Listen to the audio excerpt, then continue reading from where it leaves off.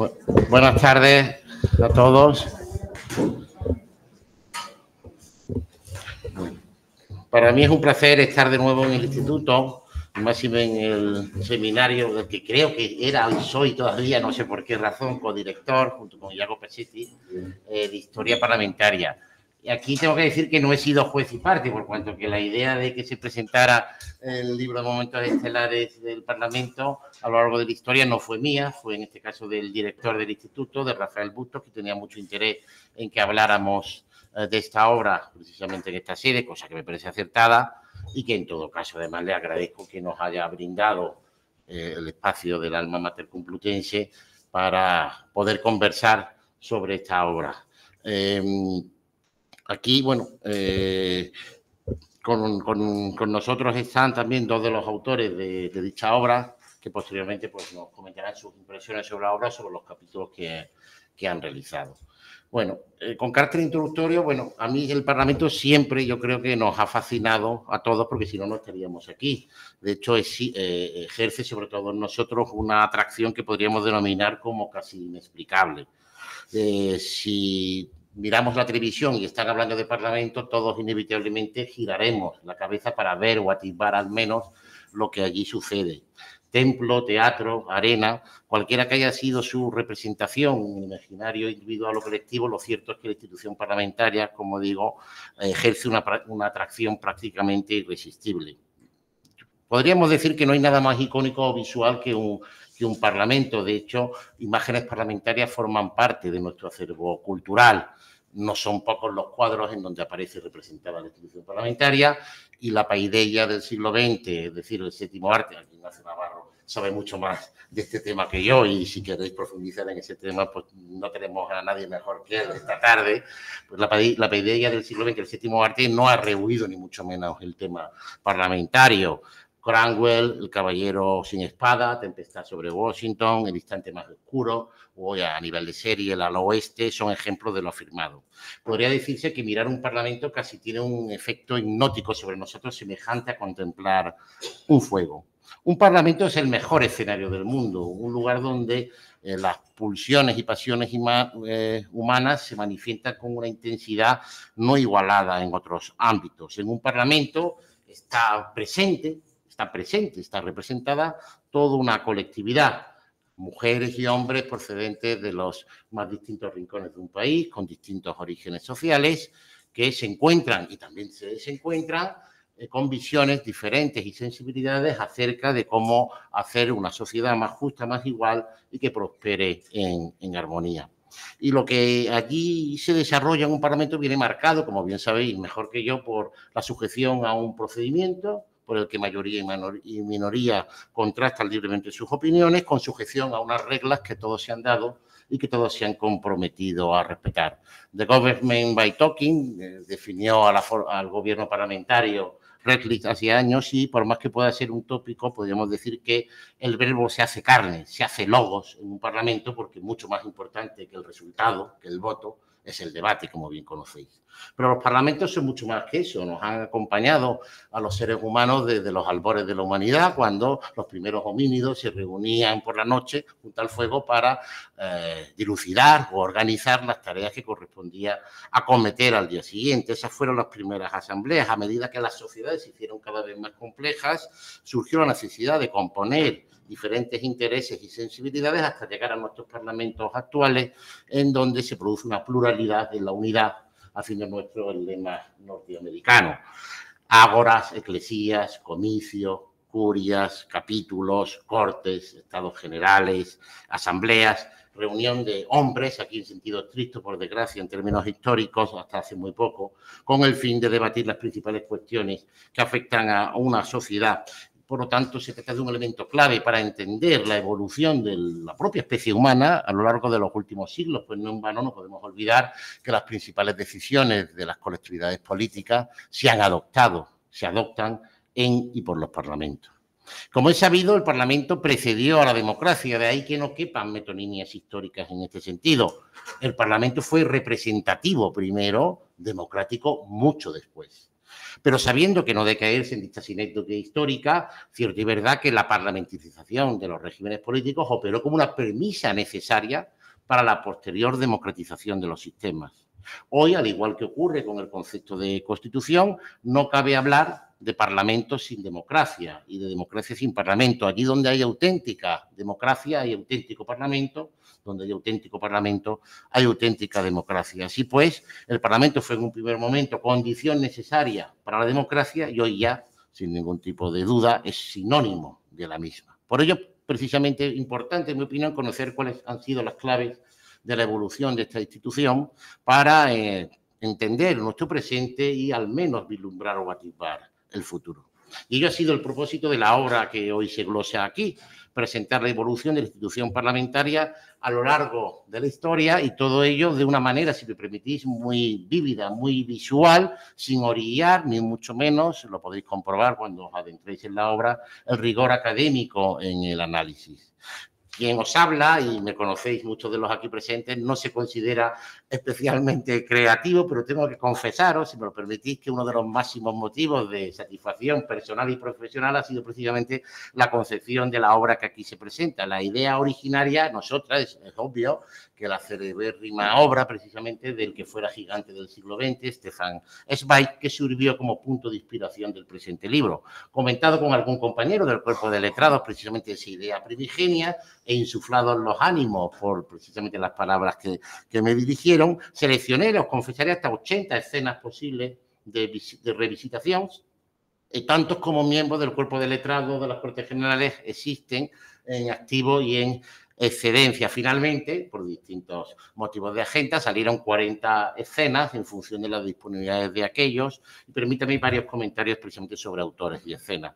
En relación con los primeros, quienes hayáis tenido ya la oportunidad de adentraros en las páginas del libro, habréis comprobado el acierto en la elección, precisamente por la amenidad brindada por los autores y la calidad de sus plumas.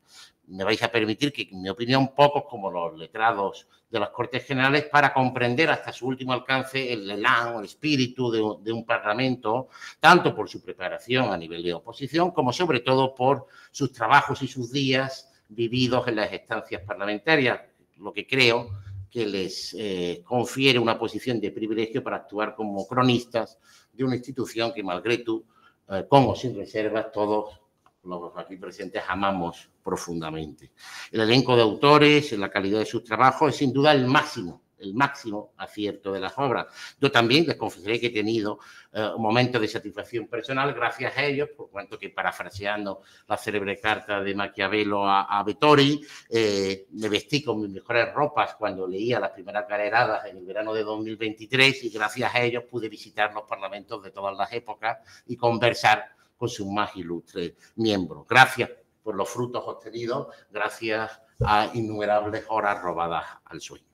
Por lo que respecta a las escenas escogidas, como toda selección, esta peca evidentemente de discrecionalidad, confío que no de arbitrariedad. Obvio es decir que también habría otras escenas que merecerían figurar por derecho propio en un libro que recopilara los instantes parlamentarios para la historia, pero por razones de volumen de la obra, evidentemente no ha podido ser así. Se me ocurren que podrían haber figurado también en el libro las sesiones del Senado romano en relación con la célebre conjura de Catilina, como no también la disolución del Parlamento Largo-Rabadilla en 20 de abril de 1653, la célebre irrupción de Cranwell y su célebre y melodramática frase: habéis estado aquí demasiado tiempo para el poco bien que habéis hecho.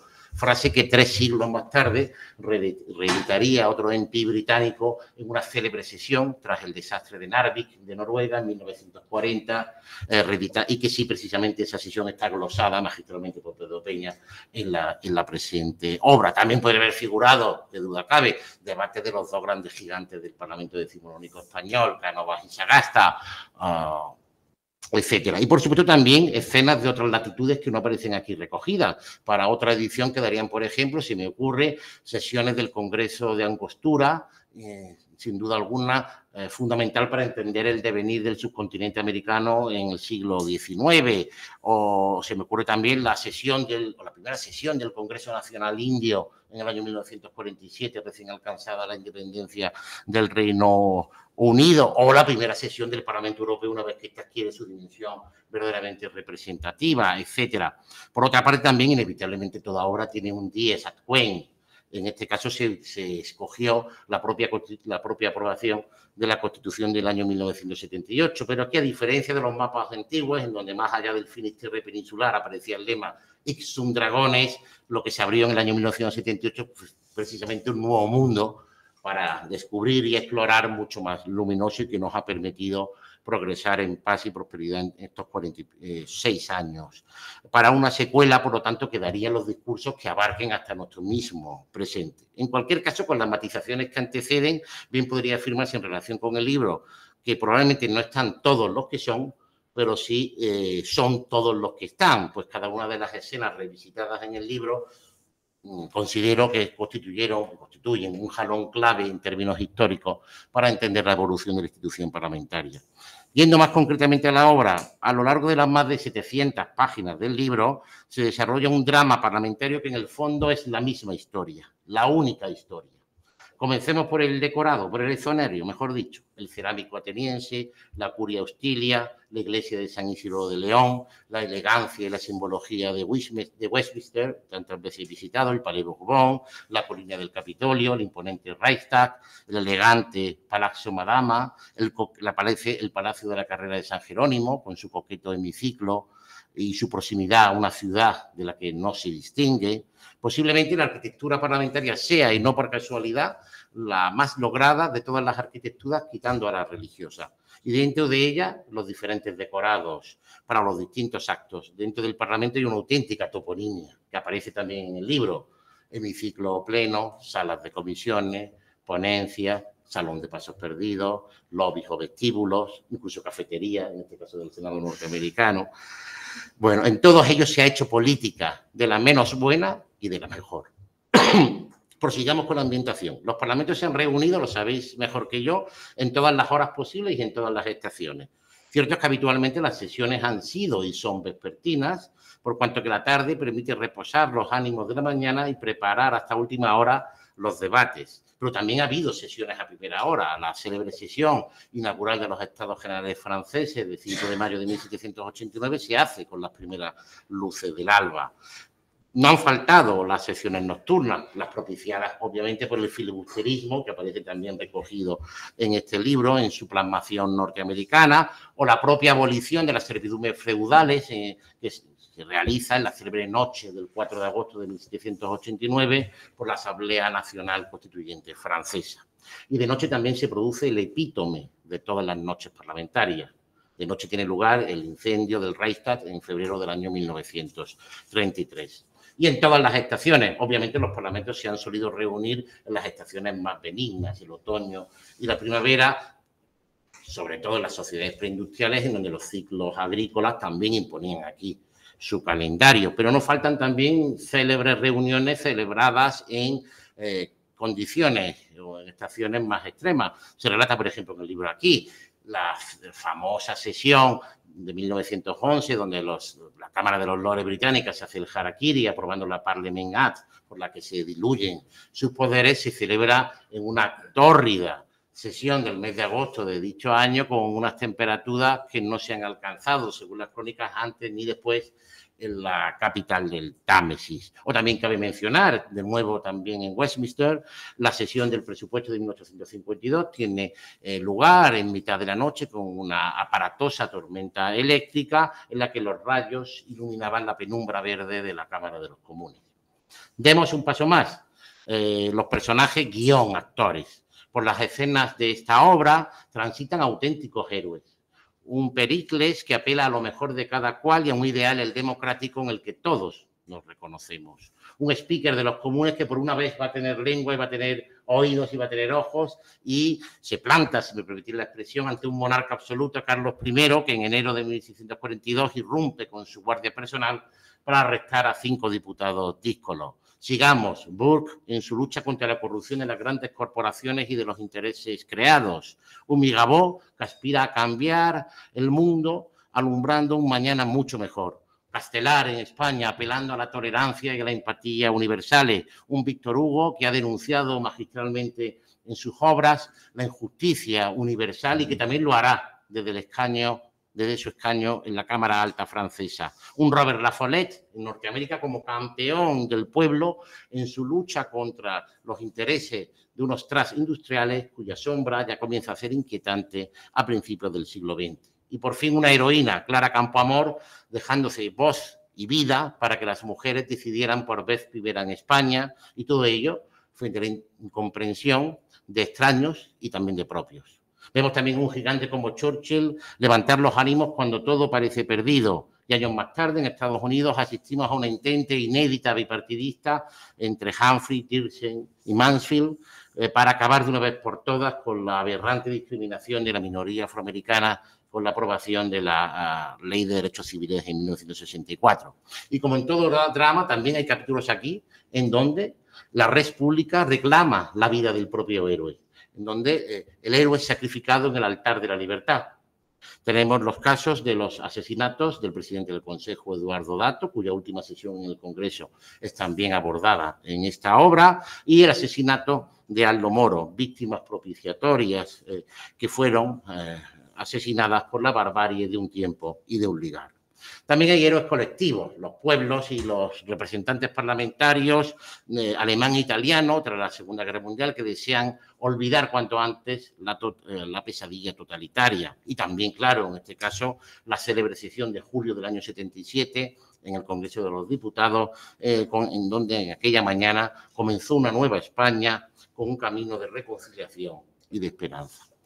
Y el argumento, quizá los guiones más relevantes son aquellos en los que un parlamento aprueba, escribe el libreto principal de una sociedad, esto es, la Constitución.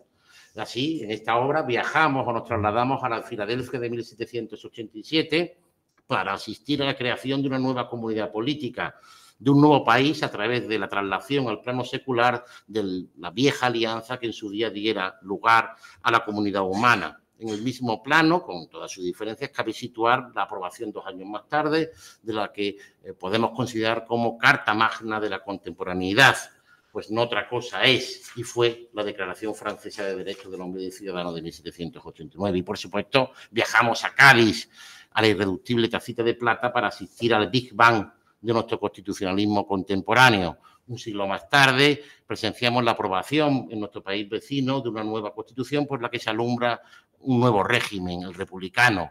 De nuevo cruzamos el Atlántico para asistir a la génesis de una Constitución peculiar y original como pocas antes y después, la mexicana del año 1917, tan pionera en tantos aspectos, hoy todavía supersticentes.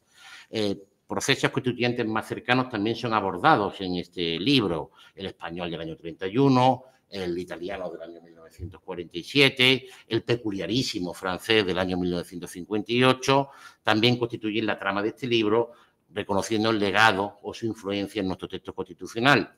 Y, por supuesto, también nos introducimos en el Sancta Sanctorum del proceso constituyente español en la ponencia constitucional del Congreso de los Diputados, de la mano de uno de los letrados, el señor Serrano Alberca, que asistiera a dicha ponencia. En otras ocasiones, las escenas recogidas muestran el debate y aprobación de una norma, de una ley, que ha supuesto la introducción de importantes reformas que han cambiado una sociedad.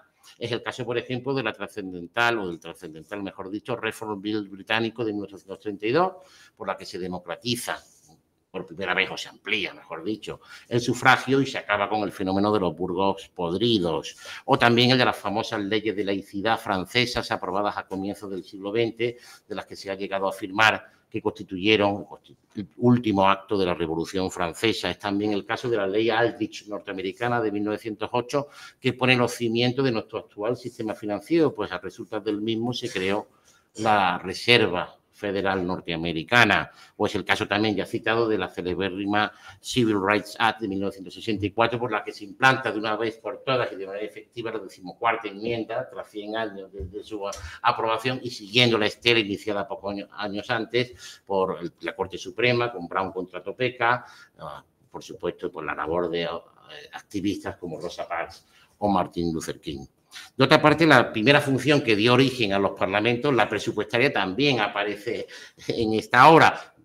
Nos trasladamos a la primavera de 1188 para asistir a las Cortes de León, consideradas precisamente las primogénitas de la institución parlamentaria por delante de Westminster. Presenciamos también el duelo nocturno, ya mencionado, entre Gladstone y Disraeli, probablemente los gigantes del parlamentarismo británico del 19 y quizá de todas las épocas. A propósito de la tramitación del presupuesto británico, el primer presupuesto moderno se ha considerado en las islas de 1852. También asistimos, como no, al debate en la Cámara Prusiana de 1862, en donde un parlamento reclama frente al Ejecutivo, en este caso de Bismarck, la competencia para aprobar el programa económico de un Estado. ¿Os acordáis? La ley formal de inmaterial, la BANT, etcétera, y todas nuestras pesadillas durante los años de oposición. También ese capítulo o esa escena es revisitada.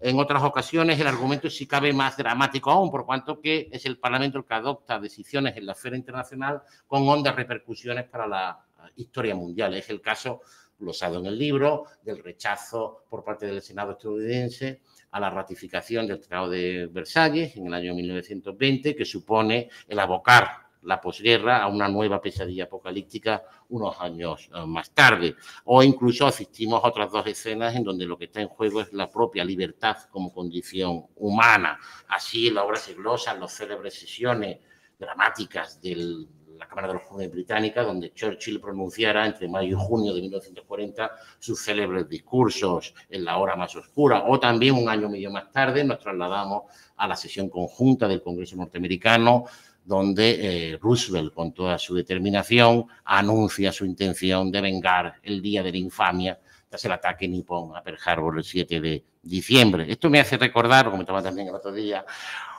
cómo hasta hace unos años se conserva todavía en el edificio, aunque en otra sala, en el pleno de la Cámara de los Comunes, cerca de la bancada donde se sentaba el gobierno y cerca del pasillo por donde se sale, en esa ubicación, había una caja en un pedestal que tenía forma de purera, en donde aparecían compartimentadas en 5 líneas perfectamente segmentadas, arena de Utah, Omaha, Juneau, Gold y Sword, es decir, las 5 playas del desembarco. Dicha arena ha servido de recordatorio del precio de la libertad a los más de 650 MPs que desde 1944 han pasado en cada legislatura por dicha sala. Por supuesto, diversos de los libretos de esta obra se refieren al control del poder. Es una de las funciones que más relevancia ha cobrado en los últimos siglos. Parafraseando al maestro Enterría, es la lucha frente a las inmunidades del poder. Ejemplo de ello, y se glosa en el libro, es la denodada labor investigadora de Nürnberg en la Comisión Hastings, donde se denuncia la corrupción de la Compañía de las Indias. El control, como bien sabéis, alcanza su cenit cuando supone, lo sabe la profesora García Martínez mejor que los aquí presentes, cuando pone en juego la propia supervivencia del gabinete.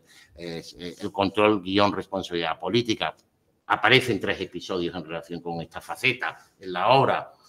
Así asistimos a la primera moción de censura presentada en España frente al gobierno de Istúriz en 1836. Un siglo justo más tarde, las Cortes Republicanas Españolas destituyen al presidente de la República, jefe del Estado, mi paisano don Niceto Alcalá Zamora. Y justo ahora, medio siglo también, asistimos al caso Watergate, auténtico jalón conformador de la ética pública contemporánea, donde no fue menor en su desenlace la labor de 2 comisiones, la Comisión Ervin del Senado, donde se realiza la investigación inicial, y, por supuesto, la Comisión de Asuntos Judiciales de la Cámara de Representantes, donde se aprueban los artículos del impeachment, que finalmente no vio la luz, por cuanto que el presidente Nixon dimite el 8 de agosto, ¿no?, antes de que pase la cuestión al Pleno. En fin, otros capítulos de esta serie aluden a otras dimensiones de las cámaras o de las asambleas, la pugna entre cámaras, no solamente particular de este momento histórico en nuestro país, propio también de otras latitudes, como es el caso norteamericano, y también de otras épocas.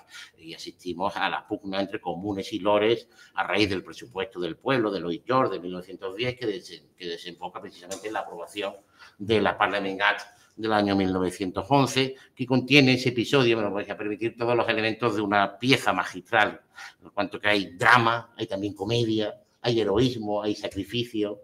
Un capítulo magistralmente abordado también, en este caso por Alberto Dorrego, siguiendo la estela de George Dangerfield, su célebre obra La extraña muerte de la Inglaterra liberal. Muy de actualidad también, y aparece plasmado en el libro, esperemos que no dé rabiosísima actualidad dentro de pocos días, es el episodio que se relata, muy interesante, en esta obra, a raíz de las elecciones presidenciales norteamericanas del año 1876, que dieron lugar a un resultado muy ajustado y contestado por ambas fuerzas políticas, en donde fue una comisión mixta entre el Senado y la Cámara de Representantes, que además se integró, si no recuerdo mal, por 4 magistrados de la Corte Suprema, la que dictaminó finalmente el resultado, aunque el resultado no fue ajeno a negociaciones entre los dos grandes partidos, negociaciones que además tuvieron una influencia decisiva en la posterior evolución de Estados Unidos en el siglo siguiente. O también asistimos al Parlamento en su rol de institución integradora por antonomasia de una nación, con sus propias ceremonias autorreferenciales. Lo vemos claramente en las exequias de Víctor Hugo o tras la conmoción que tienen las cámaras italianas al conocer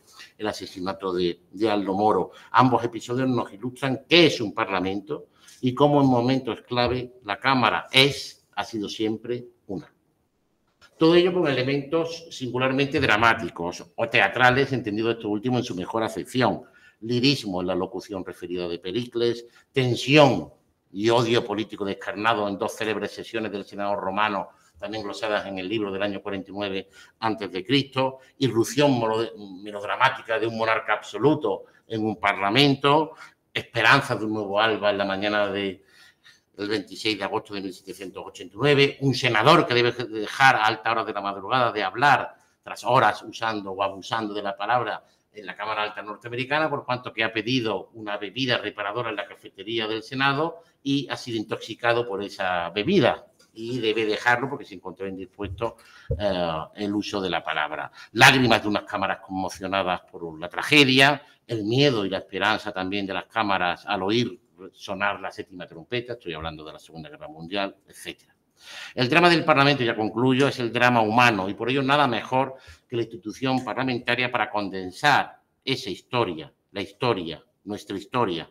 Y esa obra, les aseguro a quienes todavía no la hayan leído, es una manera muy amena precisamente de acercarse a esa nuestra historia.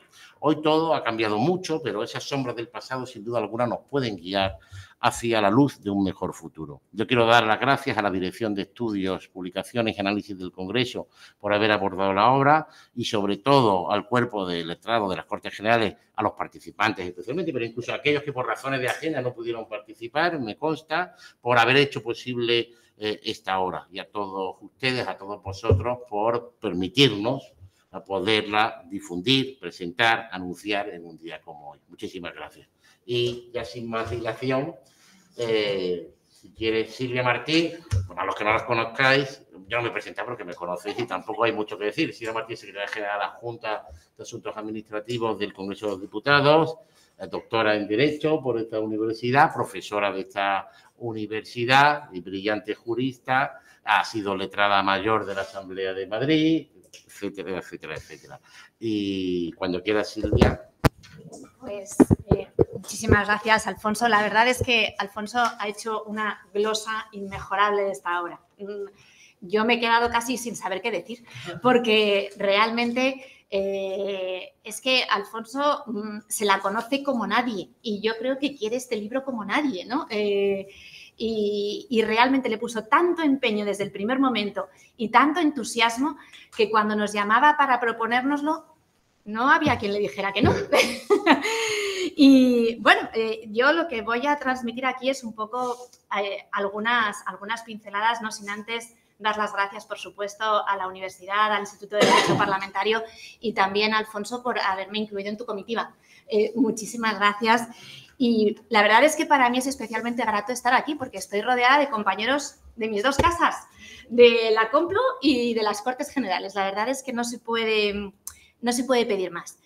Bueno, yo, como decía, voy a hacer una serie de reflexiones muy generales porque en el detalle ya ha entrado Alfonso y espero que os haya dejado a todos con las ganas de leer el libro. Vamos a ver, momentos estelares del parlamentarismo. En general, no son momentos fáciles, pero yo creo que en general, como todos los momentos que merecen la pena, a la larga, pues son momentos complicados y son momentos complicados de profundas transformaciones políticas, de profundas transformaciones económicas, en muchos casos, además, todavía con las heridas de las guerras abiertas.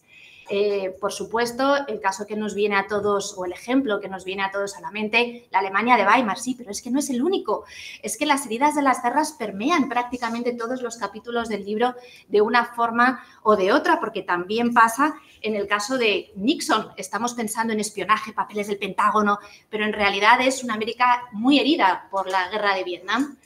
Y de alguna forma también cuando leemos el episodio de De Gaulle, pues ahí se ven unas heridas de una Segunda Guerra Mundial que todavía no están cerradas, sumada además a la tragedia de Argelia. Es decir, momentos, pues la verdad que muy complicados. Pero bueno, que son la historia del mundo, ¿no? No lo digo por consolarnos, lo digo para evitar el adanismo, en el sentido de que pensemos que estamos en los momentos más difíciles que la historia haya visto nunca. Pues no, porque realmente cuando uno abre este libro dice, anda caramba, pues no estoy tan mal con todo, ¿no? Pero claro, en 25 siglos que abarca este libro tiene que haber de todo, porque el libro abre con el capítulo dedicado a Pericles por Benigno Pendas, que aparte de ser compañero nuestro, yo creo que es el experto por excelencia en Pericles. Bueno, habrá más, pero él desde luego que lo es.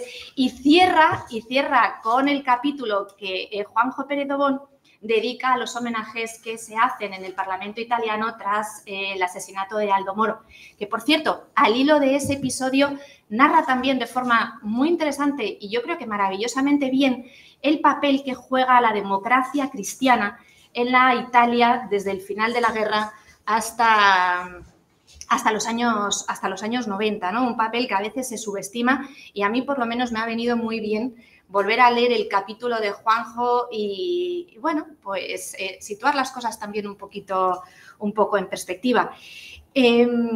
Vamos a ver, junto a los momentos duros, a los momentos de drama, como decía Alfonso, hay momentos de gran ilusión. ¿Cuáles son esos? También Alfonso lo comentaba. Pues los momentos constituyentes, por supuesto que sí. Desde nuestra Constitución de Cádiz, ese discurso preliminar de Argüelles, analizado como no podía ser de otra forma, con un rigor impresionante por parte de la profesora García Escudero, pasando por la Constitución americana de 1987, que además yo me lo releí este fin de semana, ese episodio, con vistas a las elecciones de mañana, ¿no? Y porque además uno se puede leer una y otra vez el proceso constituyente americano, que yo por lo menos nunca me canso, porque tiene mucho de novela también. Y luego, aparte, tiene mucho de... Es que está muy vigente. Cuando te cuentan el compromiso y cómo se llega a ese compromiso, que si los pequeños estados, que si los grandes, y que realmente no hemos inventado nada. Y luego, además, yo tengo que reconocer que la Constitución americana es de mis favoritas. Primero, porque es la única nación que puede presumir de haber sido siempre una democracia, cosa que no es poco. Y, en segundo lugar, porque contiene ese maravilloso derecho a la búsqueda de la felicidad, que a mí me encanta, porque me parece que de alguna forma comprende todos los demás y abarca a todos los demás. Y junto a este proceso constituyente, pues está también, por supuesto, el de la Constitución mexicana que decía Alfonso. Yo no sé si Ignacio habla del de la italiana. Bueno, intentaré. Bueno, que la verdad que da gusto leerlo. Y, por supuesto, el episodio de nuestras Cortes Constituyentes del 77. Yo tengo que confesar que en parte me alegro no haberlo vivido porque tendría más años, pero por otra parte, el haber vivido un proceso constituyente me da mucha envidia, muchísima envidia, porque debe ser un momento de ilusión en un país, de un objetivo común, que visto con la perspectiva de ahora dices, jo, pues tiene que haber sido un momento muy especial, ¿no? Ahora que parece que vamos un poco pues parcheando en el día a día, que yo no sé si tenemos un objetivo marcado de país. Bueno, sí, imagino que todos queremos que nos vaya mejor, pero eso es demasiado genérico. A veces los países necesitan objetivos más concretos, pues un proceso constituyente, un ingreso en tal organización internacional, alcanzar X niveles de... No lo sé.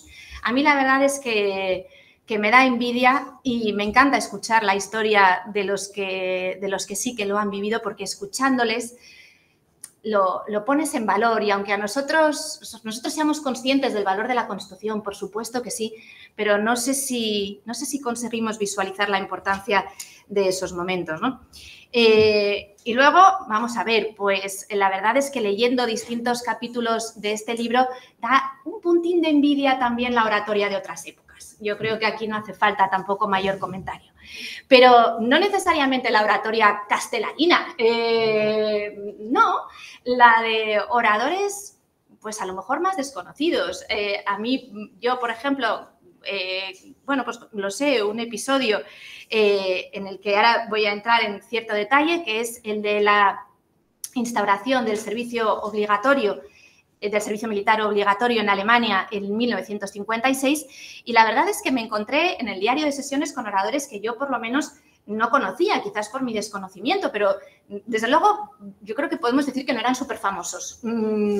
Y sin embargo, pues la verdad que dio gusto leer los diarios de sesiones. En cuanto a este episodio de 1956, es decir, que tampoco hacía tanto que había acabado la Segunda Guerra Mundial, a mí me hizo una especial ilusión que Alfonso me encargara un capítulo en relación con Alemania, porque yo de chiquitina chiquitina y de menos chiquitina, yo fui al colegio alemán, pasé prácticamente todos los veranos de mi infancia y de mi juventud en Alemania, y siempre me llamó mucho la atención dos cosas. Una buena, y es cómo el país había evolucionado de una forma espectacular después de haber quedado devastado moral y físicamente tras la guerra. Me impresionaba mucho porque por aquel entonces, estamos hablando de los años 80, cuando yo iba a Alemania, había muchísima diferencia entre Alemania y España. Ahora a lo mejor no hay mucha diferencia entre una gran ciudad alemana y Madrid o Barcelona, pero en aquel momento de verdad que había una diferencia espectacular. Y a mí me llamaba la atención eso y me generaba una gran admiración. Pero por otra parte, me impactaba también mucho el sentimiento de culpa del pueblo alemán, por lo menos del entorno que yo conocía. Mi abuelita alemana, que era la señora, que no era abuelita, pero era la señora con la que yo pasaba los veranos, había vivido la guerra. Ella había sido enfermera en el frente ruso y, por lo tanto, esa experiencia sí que era de primera mano. Y ahí, pues, entendías el sentimiento de culpa, pero ya me costaba un poquito más entenderlo en sus nietos, que tenían mi edad. Ya los hijos no tenían nada que ver con lo que habían hecho los padres, pero los nietos menos aún. Y, sin embargo, tenían un sentimiento de culpa muy espectacular. Y cuando uno abre la Ley Fundamental de Bonn y lee en el preámbulo, consciente de su responsabilidad ante Dios y los hombres, la verdad es que a mí por lo menos se me ponen los pelos de punta. Es una manifestación pues tremendamente emocionante, y en 1956 habían pasado, como decía, nada más 10 años de la guerra, y era una sociedad devastada, también devastada moralmente.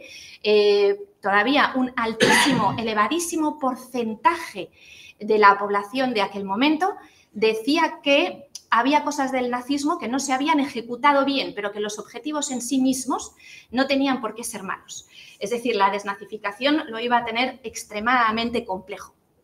Y aquí que llegamos al 56 con una Alemania partida también en el sentido de qué lado nos vamos a inclinar, porque claro, la guerra de Corea ya estaba por ahí con sus efectos. Teníamos la trizona, pero todavía una zona en manos, como quien dice, de la Unión Soviética. Pero como Dios aprieta pero no ahoga, pues en momentos muy complicados, por lo menos la parte de Alemania integrada por la trizona, tuvo la suerte de tener como primer canciller a Konrad Adenauer. Y la verdad es que es un hombre que desde el principio lo tuvo muy claro de qué lado estaba. Él estaba del lado occidental, es decir, del lado de la democracia, del lado del Estado de Derecho, del lado del modelo liberal. Y por eso él defendía el hecho de que Alemania se tuviera que integrar sin ningún tipo de duda en las organizaciones europeas, incluyendo las organizaciones de defensa. Y aquí es donde se genera este debate, porque para incorporar a Alemania a las organizaciones de defensa del mundo occidental, entre otras la OTAN, el Tratado de 1953 exigía que Alemania aportara también efectivos para defenderse. Concretamente, el gobierno alemán decía que esos efectivos se cifraban en aproximadamente 500.000 hombres. Y luego había un factor adicional, y es que el propio Eisenhower señalaba que era imposible defender Europa si Alemania no participaba en esa defensa. De ahí que, bueno, y por cierto, los americanos tuvieron mucho mérito, porque en realidad, en fin, con lo que había pasado hace unos años, pues confiar en Alemania para la defensa de Europa, en fin, implica cierta visión. Y de ahí esta es la justificación de que el gobierno alemán, presidido por Konrad Adenauer, propusiera la implementación del servicio militar obligatorio. Un servicio militar que duraría 18 meses, que a nosotros nos puede parecer muchísimo, pero que era menos de lo que existía en los países de la órbita de la Unión Soviética, donde a pesar de las necesidades de la reindustrialización, se exigían 2 años de servicio militar obligatorio.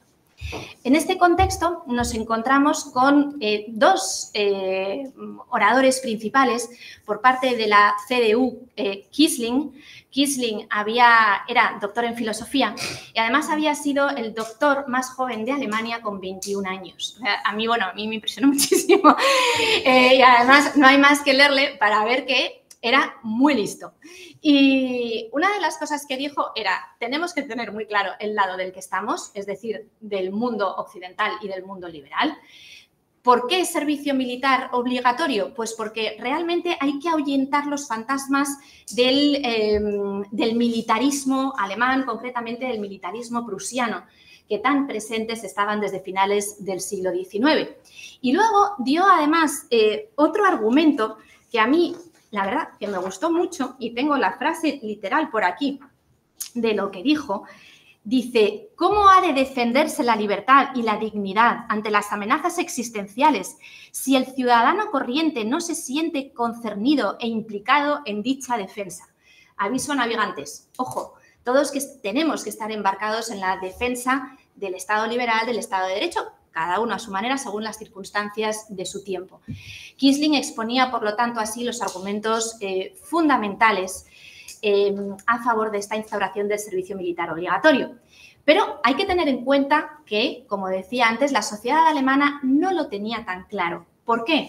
Porque había una parte de la sociedad alemana que pensaba que esto podía enfrentar a alemanes hermanos, es decir, que esto podía llevar a que alemanes de la República Federal tuvieran que coger las armas contra alemanes de la República Democrática.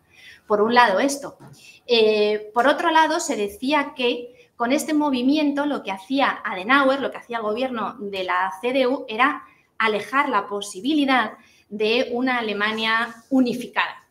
Aquí, claro, aquí es que Adenauer no se fió de Stalin y yo sinceramente creo que la historia le ha dado la razón, porque Stalin lo que decía era, sí, una Alemania unificada, sí, por supuesto, pero neutral. Adenauer no se lo tragó.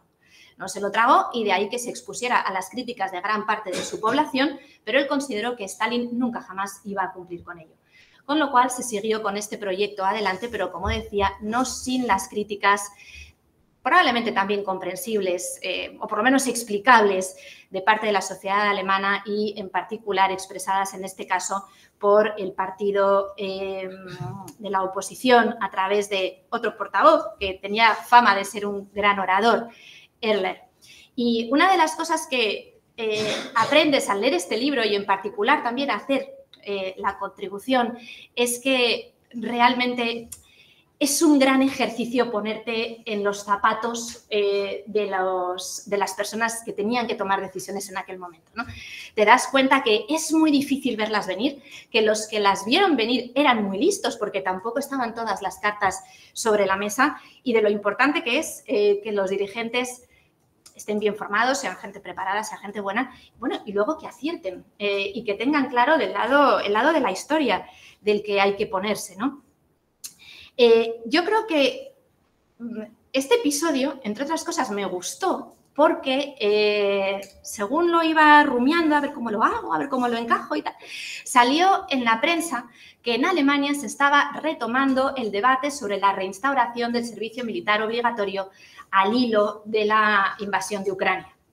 Y en esos momentos realmente dije, es que, por eso decía antes lo del adanismo, los debates se repiten, resurgen de una forma u otra, pero con este desde luego, pero también con otros. A mí, por ejemplo, me han gustado mucho, me han parecido muy interesantes los capítulos dedicados de una o de otra forma a la libertad religiosa, concretamente tanto el de la Constitución o el del proyecto de Constitución de 1969, que es ahí cuando Castelar despliega toda su oratoria, ¿no? Como luego también el dedicado a la ley francesa de 1905 de separación Iglesia-Estado en la Francia de Aristide Briand. Y dices, bueno, oye, son debates de hace más de un siglo, de siglo y medio, pero caramba, cómo resurgen los temas de nuevo en las sociedades, a veces bajo otro manto y en contextos un poquito distintos. En aquel momento se trataba de la separación Iglesia-Estado y ahora se trata de sociedades que están cambiando porque las sociedades europeas, occidentales, pues cada vez son más agnósticas, más ateas o como se las quiera llamar, pero también es verdad que tienen cada vez más inmigración religiosa que no entiende por qué su identidad religiosa es irreconciliable con una determinada identidad estatal. Es decir, que vemos que los debates afloran, que realmente no los podemos dar por cerrados. Estas son mis reflexiones. Yo quiero terminar de nuevo dándole las gracias a Alfonso. Primero por la iniciativa y segundo porque la verdad que ha sido muy divertido participar en esta obra, porque entre otras cosas, y yo lo agradezco muchísimo y yo creo que lo hemos agradecido todos muchísimo, Alfonso, la libertad que nos diste.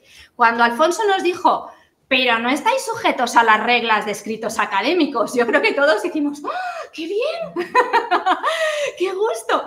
Es verdad que el resultado de eso es un libro con estilos muy heterogéneos, porque cada uno ha hecho lo que ha podido, lo que ha sabido, lo que ha querido. Hemos hecho lo que sí, que en la vida no hay nada como hacer lo que uno quiere. Y la verdad que este derecho a la búsqueda de la felicidad como que lo hemos encontrado al hacer nuestros capítulos, ¿no? Es verdad que en general los letrados, quizás por no sé si por juristas o por opositores, yo creo que en líneas generales no nos consideramos muy creativos.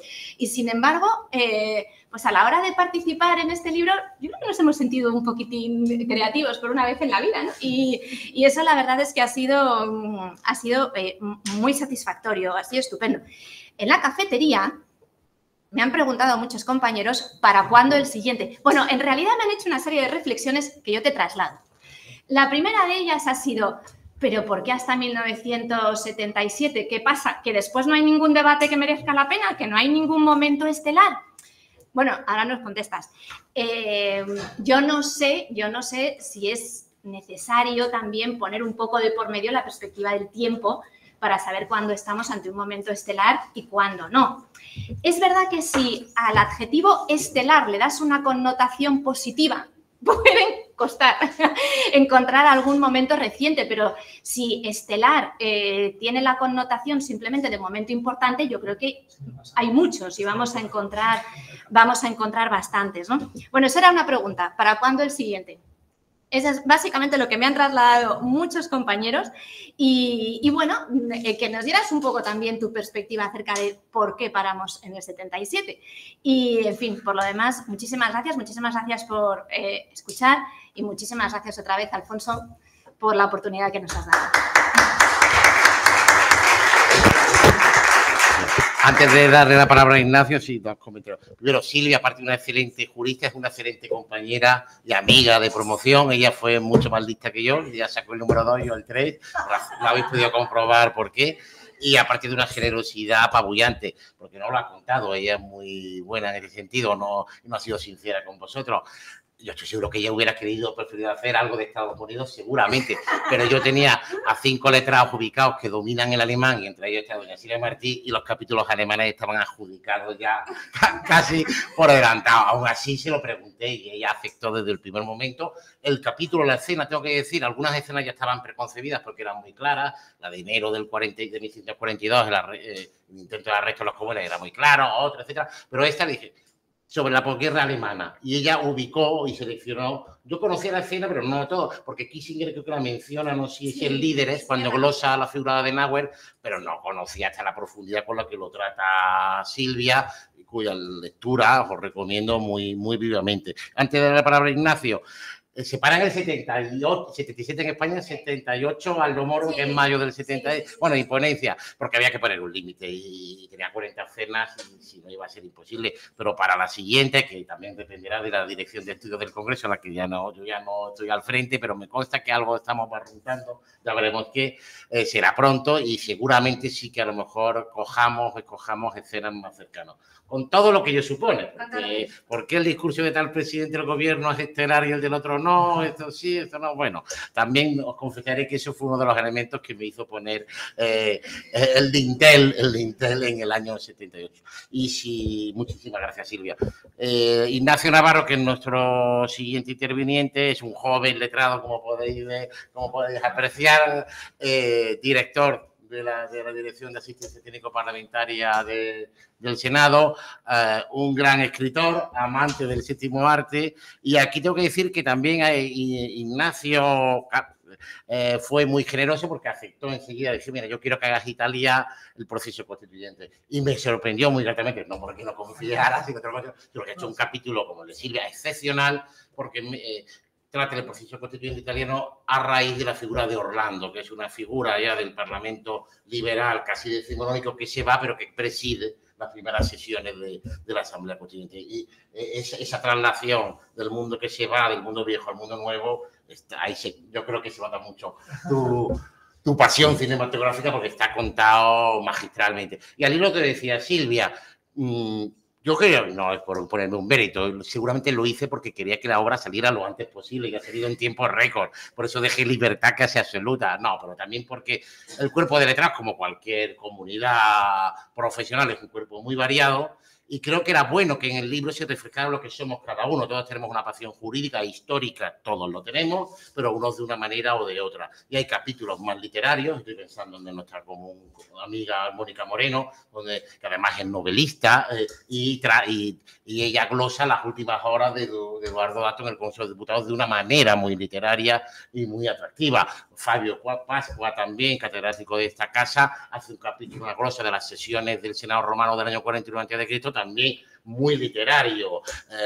Otros, por ejemplo, José María Codes, estoy pensando que es también escritor, pero tiene una dimensión más filosófica, pues sobre la base de un capítulo que le di, hay una célebre sesión de la Asamblea Francesa, de la Cámara de Diputados, de febrero del 48, donde Tocqueville, que algunos han señalado la interpretación esotérica de Tocqueville, que tenía omnisciencia y dotes proféticas. Él ya profetiza que el mundo será repartido entre Estados Unidos y Rusia, ya lo dice en 1830. Pues en febrero del 48 dice, estamos durmiendo sobre un volcán. Pocos meses más tarde se iba a producir la Revolución del 48. Bueno, pues al hilo de ese discurso, José María es una construcción filosófica que llega hasta nuestros días. Capítulo muy interesante. Con lo cual, después tenemos el rigor académico que ha señalado Silvia de doña Piedad García Escudero, que disecciona hasta lo último tejido el discurso de Argüelles de 1811-12. Bueno, como veréis, el estilo es muy variado. Creo que eso además es muy bueno porque hace que la obra se lea pues casi de corrido, a pesar de que son más de 700 páginas, por cuanto que es muy variado y que refleja muy bien la personalidad corporativa, colectiva de lo que es el cuerpo de letrados, pero también, por supuesto, individual. Y ya sin mayores preámbulos, ya Ignacio, cuando quiera, tienes la palabra. Sí, nada, muchísimas gracias, Alfonso. Lo primero, nada, muy agradecido de poder participar en esta mesa, en esta actividad, de compartirla con Alfonso y con Silvia, que son dos compañeros además mucho más experimentados que yo y con mucha más formación, con lo cual es un orgullo poder estar aquí como el tercero en discordia, por así decirlo, el tercer aquí invitado junto a ellos dos. También es apropiado que sea el tercero en hablar, porque así traía unas pinceladas un poco de lo que iba a hablar, pero no voy a repetir ciertas cosas que ya se han dicho. Y también aprovecho, antes de meterme en faena, pedir disculpas, que he tenido que salir un par de minutillos, que es que no me dejan no me dejan en paz, pero del Senado y tal. Pero bueno, ya entro en lo que nos interesa, el tema de hoy, que es este libro.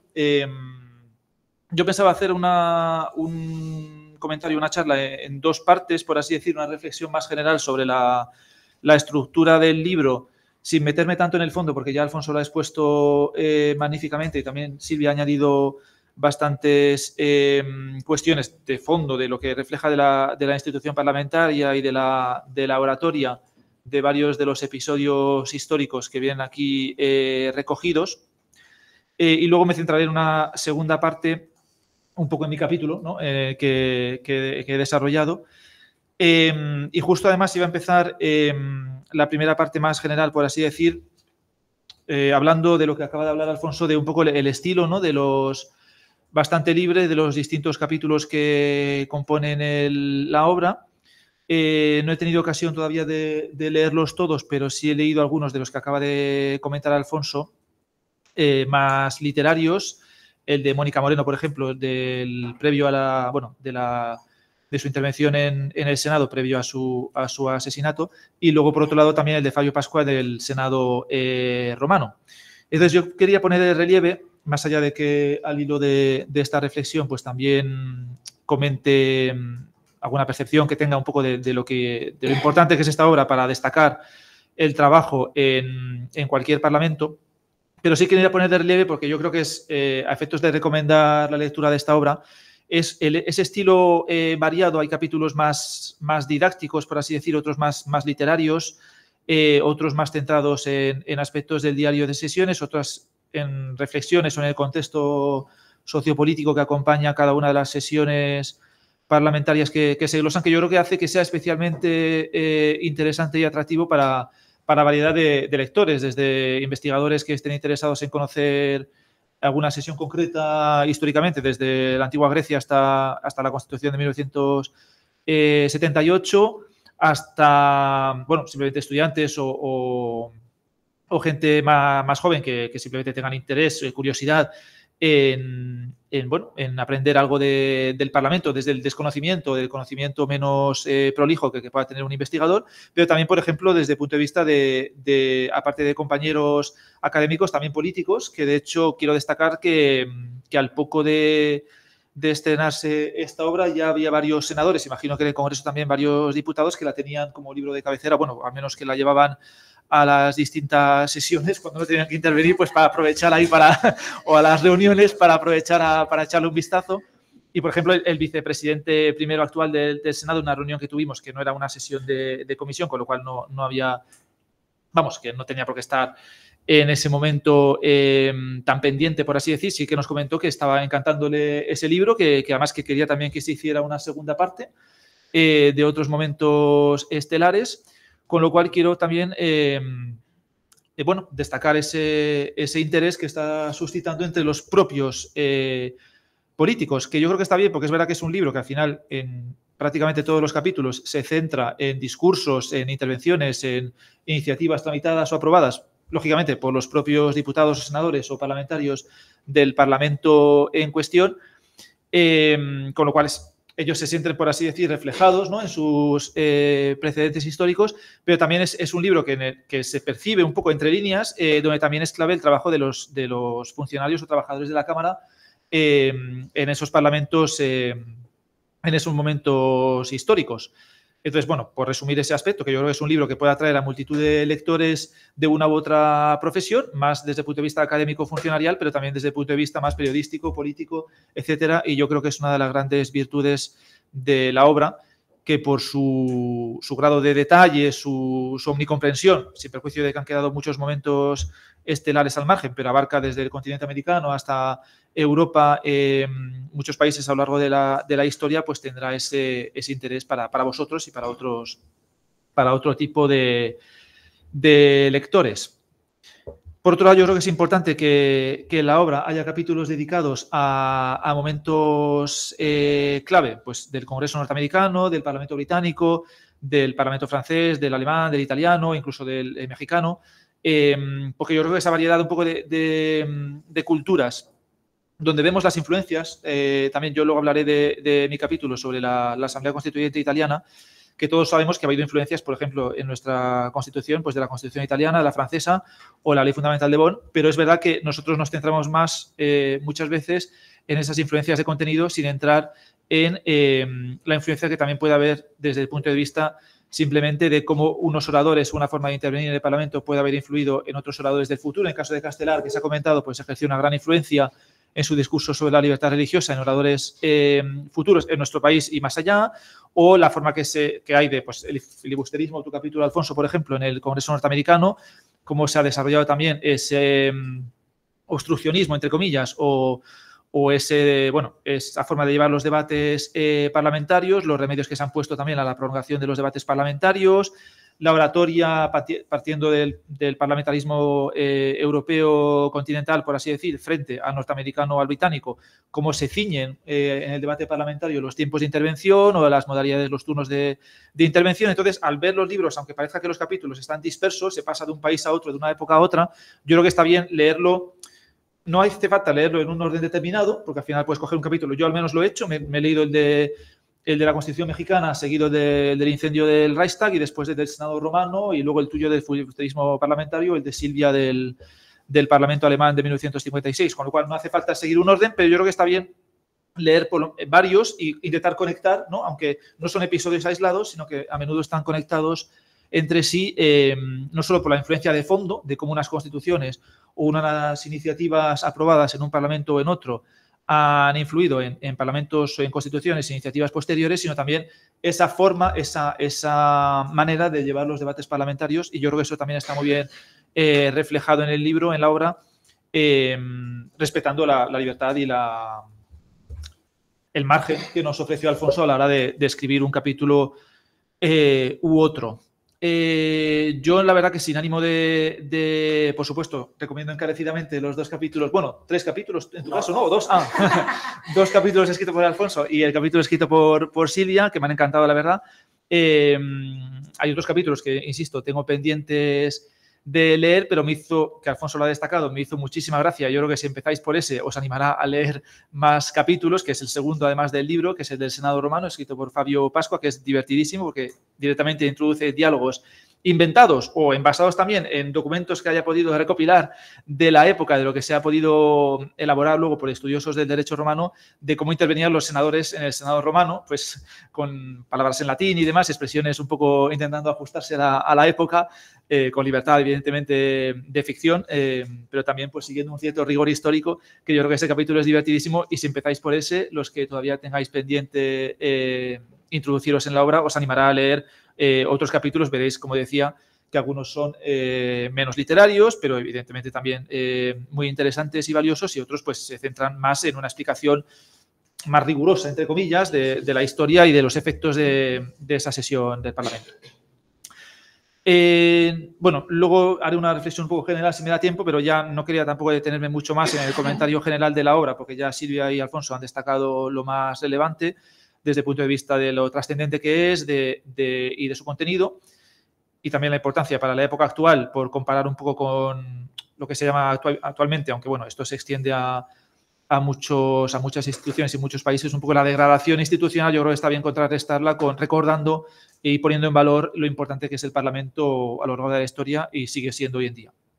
Pero no quiero detenerme mucho más en esto, ya paso directamente un poco a comentar el episodio que me ofreció Alfonso y yo acepté encantado, que era comentar la primera sesión de la Asamblea Constituyente Italiana.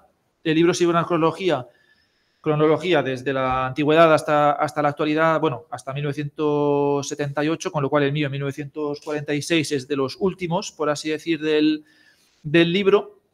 Yo la verdad que no soy ningún experto en el constitucionalismo italiano, la verdad que podría haber recurrido a algún compañero aquí presente para darme consejo y resolver algunas dudas que tuviera, pero lo hice encantado. Tenía en mente, como decía antes, un poco las influencias de la Constitución italiana, sobre todo en la parte dogmática de la Constitución italiana, y algunos aspectos institucionales, el Estado regional también, cómo ha influido en nuestra Constitución vigente, pero no sabía prácticamente nada, bueno, poco del proceso constituyente italiano como tal, del desarrollo de las sesiones desde 1946 hasta que se aprobó la Constitución de 1947.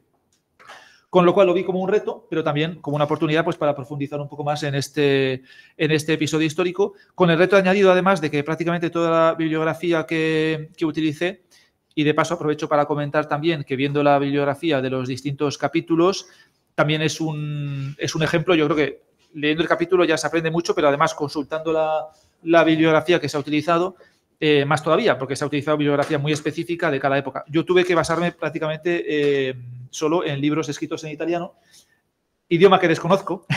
Entonces, entiendo algo de italiano, pero no sé hablar italiano y no sé expresarme en italiano, con lo cual tuve que hacer uso de Google Translate y de algunas, bueno, y un poco ajustarme, bueno, entenderlo un poco, hacer una traducción ahí y tal, pero ya digo, prácticamente todos los libros que utilicé para documentarme para este capítulo, pues eran obras en italiano de las que no hay traducción, o al menos yo no encontré traducción directa, ya sea de Pergolesi, de Calamandrei, de Battaglia, de Santi Romano o del propio Orlando, con lo cual, pues bueno, fue un esfuerzo, pero también fue interesante basarme en esa lectura directa de estas obras.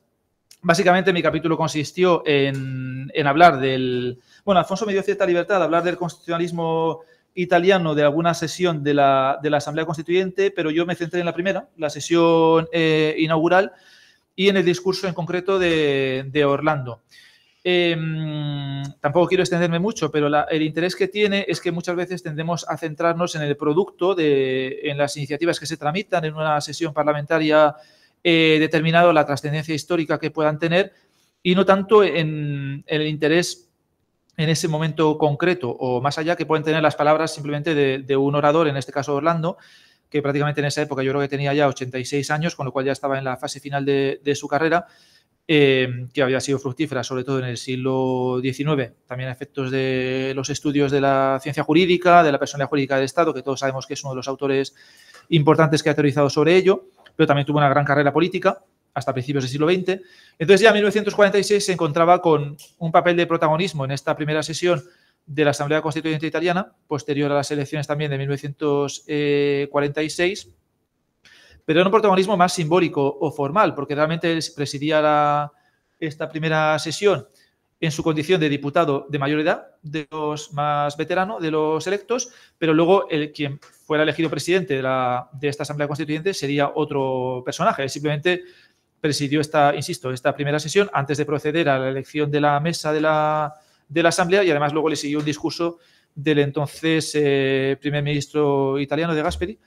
Entonces, él realmente podía pasar desapercibido en un estudio de esta fase del constitucionalismo italiano. De hecho, luego quedaría bastante relegado en los trabajos de la Comisión del 75 y realmente el peso que tendrían otros autores, como el propio Calamandrei, en el desarrollo de la Constitución italiana, Orlando no la tendría, porque tenía una visión ya que algunos además le echarían, bueno, no le echarían en cara, pero sí dirían, bueno, le apartarían por ese motivo, que estaba un poco más anclada en el pasado, en el liberalismo tradicional, en el modelo de la Constitución británica, que no encajaba realmente con la realidad política y social que se intentaba plasmar en la nueva Constitución italiana de 1947. Entonces, podría parecer que el personaje de Orlando realmente para explicar el constitucionalismo italiano posterior a la Segunda Guerra Mundial no tendría mucha relevancia a priori, pero yo creo que sí merecía un capítulo centrado en su figura, pues un poco para poner de relieve unas grandes cuestiones de la Constitución italiana de la época, que era un poco la importancia de la historia, ¿no? de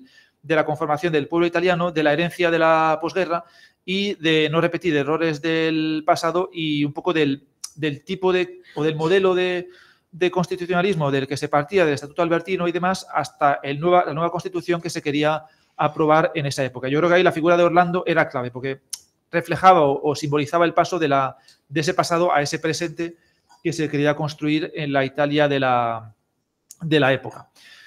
Por resumir mucho, yo me centré en su discurso, estructuré el capítulo en 4 partes referidos a la historia italiana, la República Italiana, el pueblo italiano y la guerra, la posguerra italiana, con extractos del discurso de Orlando y poniéndolo en relación con su propia experiencia como también primer ministro italiano, como jurista, como político en general y como profesor, con reflexiones un poco que compartían otros diputados presentes en esa Asamblea Constituyente, otros autores, otros profesores, otros juristas, o incluso influencias también de otros juristas de su época, como el propio Jelinek, por ejemplo, en Alemania, y un poco destacando esa importancia que tendría para la construcción jurídico-política de un Estado.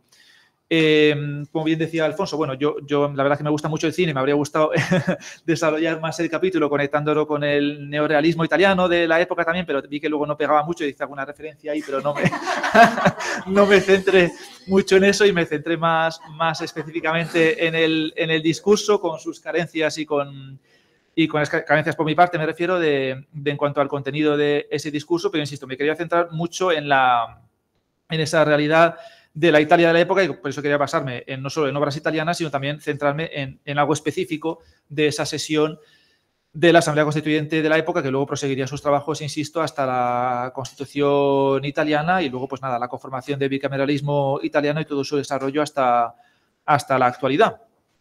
Eso muy sucintamente, tampoco me quiero enrollar mucho, no sé cómo voy de tiempo, en cuanto al contenido de este capítulo. Yo, insisto, disfruté mucho al hacerlo.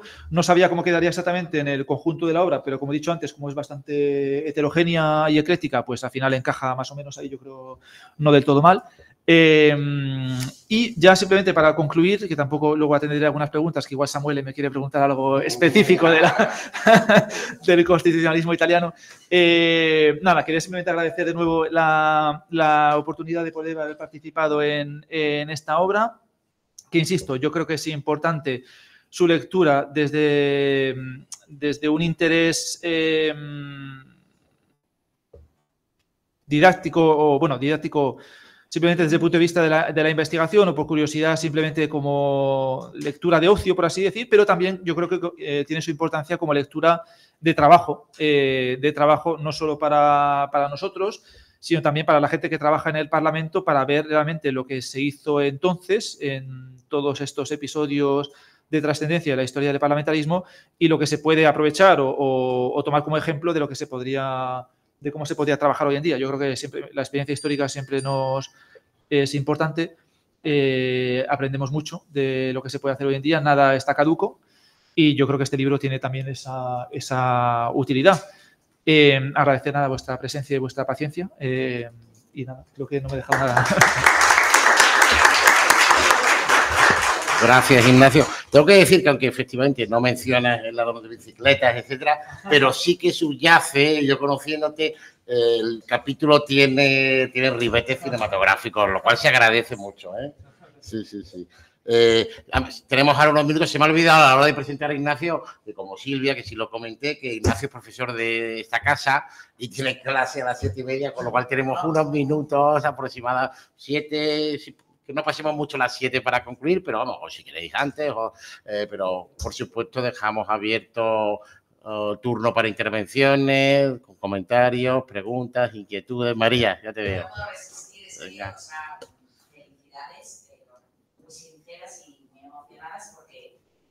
Un puntazo de oro. O sea, acostumbrada a los trabajos de los letrados, que siempre aprendo muchas cosas. Como académicos, recuerdo esos números de la revista de las Cortes en conmemoración de la Constitución, que es una maravilla, porque revisáis toda la Constitución genial. Otras obras colectivas tipo comentarios al reglamento, tal. Pero es que esto me parece poco, yo al menos no conocía una obra así. Separadamente, letrados han comentado figuras, que yo recuerdo cuando lo traía por la Asunción, los discursos de Fraga, los discursos de tal, pero una obra así no la había visto. Y me parece que es una maravilla. O sea, que felicidades, Alfonso, de verdad, por impulsarla y hacerla. Y como llega un poco tarde, no sé si a lo mejor lo has comentado, pero tengo una curiosidad, porque claro, a mí me encanta Stephen Zweig, o como se diga. Y esto de momentos estelares es un poco parecido, esos momentos estelares de la humanidad, o sea, ¿te inspiró o ha sido una cosa que ha sido casualidad? No, me inspiró, me lo he comentado antes, ¿eh?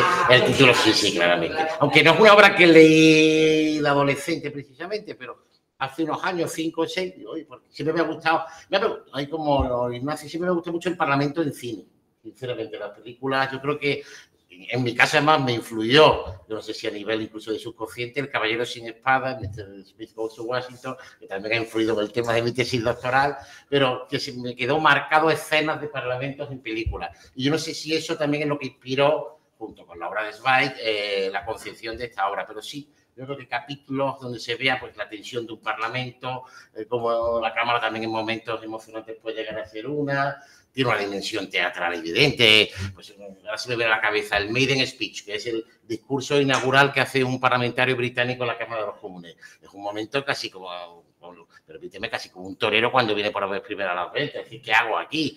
Se dice que el de Israel en 1937 fue un fracaso absoluto porque desobedeció la regla de oro para el Maiden Speech, que es no llamen la atención, que sea un discurso plano, no esté mucho tiempo hablando sobre un tema lo más aburrido posible. Y Israel, que venía con gran ímpetu, pues él va por todas y tuvo como recepción un sonoro fracaso, ¿no? Bueno, pues es un mundo muy teatral en ese sentido y muy visual, y yo creo que a la gente le puede llegar. Yo tampoco confío que esto sea el bestseller que vaya a competir con Santiago Posteguillo o con María Dueñas, pero bueno, que espero que la gente que se acerque al mismo, creo que, como decía Ignacio, es una obra que tiene la dimensión, que también a las personas que sean conocedores del Parlamento y de la historia les puede aportar cosas, pero también y sobre todo a gente que no lo conoce tanto y que le puede introducir en este mundo y se lo puede pasar bien, entre comillas, revisitando alguna escena. Muchas gracias, María, porque me han venido de ti los elogios a la obra colectiva, porque esto ha sido fruto de 39 letrados, pues que nos reconforta mucho pues que esas palabras tan laudatorias acerca de la obra, de verdad. No sé si queréis. García Martínez. No, yo, vamos a ver, no conozco la obra, solamente el título ya me ha apasionado, o sea que lo voy a conocer, por supuesto, y luego encontrarme con un loco del cine, ¿cómo te comprendo? Tú hablas de Caballeros sin Espada, mira que me impresionó siempre ha sido Tempestad sobre Washington. Es mejor. Creo que es mejor película y refleja un Senado en un momento extraordinario. Es una de mis películas parlamentarias. Sí, quizá la mejor. Sí, la mejor, es verdad. Pero bueno, esto trabaja gustos. Yo creo que un día tendremos que hablar con el señor Bustos para que organice un seminario de Parlamento y cine, ¿eh? En serio, ¿eh? No sé si lo habéis tenido ya, ¿eh? ¿Qué? Tenemos una guía de cine que el decano Sí. ha puesto nuevo, vamos, que no estaba así, que está recién. Ah. Tenemos una sala de cine. Tenemos una Sí. sala de Pues cine. aquí está la mejor persona indicada para ello, ¿eh? ¿Sabes? Un ciclo de derecho parlamentario cine, creo que es magnífico. Sí. Hay mucha película inglesa también. Sí, Hay sí. mucha película inglesa también. A mí me viene a la mente el caso Winslow, ¿te acuerdas? Tenía muchas series que... Series también. Bueno, pero series es más Bueno, difícil, pero es verdad que... porque hay que seguirlas. Sí, sí, ¿Qué os digo? sí, es verdad. ¿Alguien más? ¿Alguna? Yo quería- Ah, sí, perdón. Sí. Bueno, yo quería dar las gracias a las profesoras que han intervenido porque, bueno, para mí ha sido un panorama perfectamente descrito y que realmente dan muchas ganas de leer el libro. Yo no lo he leído, o sea que me quedo con esa tarea al salir. Pero también quiero dar las gracias a la profesora María Garrote, porque yo en realidad estoy aquí por ella. Es ella la que me ha ayudado a que viniera, ¿no? Gracias, María. Yo vine sola. Bueno, por supuesto que me habían llegado los correos electrónicos del departamento. Y luego, quería hacer un comentario porque realmente me han gustado mucho las tres intervenciones. Pero cuando ha hablado de los edificios del Parlamento o de los parlamentos y del simbolismo que tienen, pues a mí se me venía a la cabeza que creo que también es importante no solo el edificio, sino la sede, o sea, dónde está ubicado la ciudad, ¿no? Y no sé, como yo no conozco el libro, pues igual os estoy diciendo, es una cosa obvia que en la antigua dieta alemana era esencial que la dieta tuviera su sede itinerante, no en un sitio, que la dieta no se reuniera en la sede del Tribunal Superior del Imperio y que la dieta no tuviera su sede donde tuviera su sede el emperador, para garantizar que había una distancia del judicial y del ejecutivo, digámoslo así, ¿no? Entonces, eso también me parece que puede ser un punto, ¿no? Es decir, bueno, el Parlamento verdaderamente creo que dice mucho lo que comentabas, ¿no? Pues del hemiciclo, de la sala de pasos perdidos, de las comisiones, pero en la antigüedad también tuvo su interés en la ubicación de donde se reunía la dieta, me parece, ¿no? No sé si eso está en el libro, pero... No, hay referencias indirectas, por ejemplo, creo recordar que Fabio Paz, con el capítulo de las sesiones del Senado romano, hace referencia a las distintas sedes que tuvo el Senado romano. Y además recuerdo algunas peculiaridades que en determinadas circunstancias tienen que reunirse fuera de la ciudad. Y eso tendría alguna ligazón con lo que estoy comentando. Ahora se me ocurre también, hay un episodio de filibusterismo en Norteamérica mencionado incidentalmente en el capítulo que yo gloso, desde 1796, como unos senadores quieren trasladar la capital a Filadelfia porque no le convence el proyecto de Washington, no sé si por separarse de la Casa Blanca o no, finalmente ese filibusterismo fracasa. Pero bueno, es interesante que con el tema alemán... Sí, me lo creo perfectamente. Sí, pero sí. No, el tema, estoy recordando ahora, la profesora García Martínez o la profesora Garrote también se acordarán, hay un magnífico artículo en una de las obras que mencionaba María, que se hizo con motivo del bicentenario del Cuerpo de Letrados. Hay un magnífico artículo del malogrado Fernando Santolaya sobre los edificios parlamentarios, que creo que además que es el que cierra el libro, que es magnífico, y donde habla de la arquitectura parlamentaria, de su simbología. Algo también, por ejemplo, trata el tema de la seguridad perimetral de los parlamentos y de cómo, por ejemplo, en Reino Unido, no sé si en Alemania también hay una ley particular donde se acota perfectamente un terreno circundante al Parlamento que tiene un régimen jurídico especial, cosa que no tenemos en España, por cierto, todo se ha dicho. Y eso es lo que me viene a la cabeza cuando hablamos de arquitectura parlamentaria, pero lo que se abre con esa cuestión es muy interesante con aspectos como el que tú indicas, ¿no? No sé si Silvia o Ignacio... Por mostrar No. algo que realmente me ha interesado. O sea, que podéis hacer otro libro. De arquitectura, para aunque yo no soy arquitecto, pero contaremos, sí. Es muy interesante. La época cuando comienzan los parlamentos no tienen sede. Sí. Suelen ser iglesias, como recuerdas, Que no tienen sede fija. Que suelen ser iglesias. Bueno, Cádiz, el Espíritu Santo en Madrid, no hablemos ya de los inicios de Westminster, que es una iglesia que hay al lado. Solían ser iglesias y después ya se desacralizan, etcétera, ¿no? Vean, por el siguiente, ¿no? Tenemos deberes. Ese que era estudio de director de comisiones, ¿no? Sí, el Senado, ¿no? El Senado fue una iglesia. El Senado está en la capilla del convento de la Encarnación. Sí, no, era... Ahí había un greco, además, no sé si lo sabéis, donde está la presidencia en el pleno antiguo, había un greco que fue expoliado en una... No, fue expoliado, se perdió. Se perdió en una revuelta a finales del 18. Sí, era un convento de agustinos. Sí, además, presidente, lo ves perfectamente en la biblioteca, los dos claustros, etcétera, perfectamente. Yo sí, una cosilla. A raíz de esto, es que precisamente en Alemania ahora justo es que estuve en un viaje con varios funcionarios de parlamentos en Berlín y me contaban que, claro, que hasta hace poco en el Bundesrat todavía lo tenían en Bonn, ¿no? Y ahora todavía, claro, se tiende más un poco a la concentración en una misma ciudad de las distintas sedes de los distintos poderes, pero en el caso del Bundesrat se quejaban un poco porque todavía en Bonn había algunos servicios que seguían trabajando ahí y entonces algunos miembros de la administración parlamentaria tenían que viajar de vez en cuando entre Bonn y Berlín y les resultaba bastante fatigoso. Entonces, bueno, pues, estaban diciendo que a ver si ya por fin lo concentraban todo en Berlín, pero bueno, era un comentario aparte de que... Pero es verdad que a veces tiende más a la concentración en una misma ciudad y... Eso no es el caso canario, que no recuerdo mal, el ejecutivo es en Las Palmas y el legislativo es en Tenerife. Bueno, pero no, más o menos... Cambian, van turnándose, ¿verdad? Pero no coinciden en la misma ciudad. Pues eso, bueno, eso... Igual. Sí.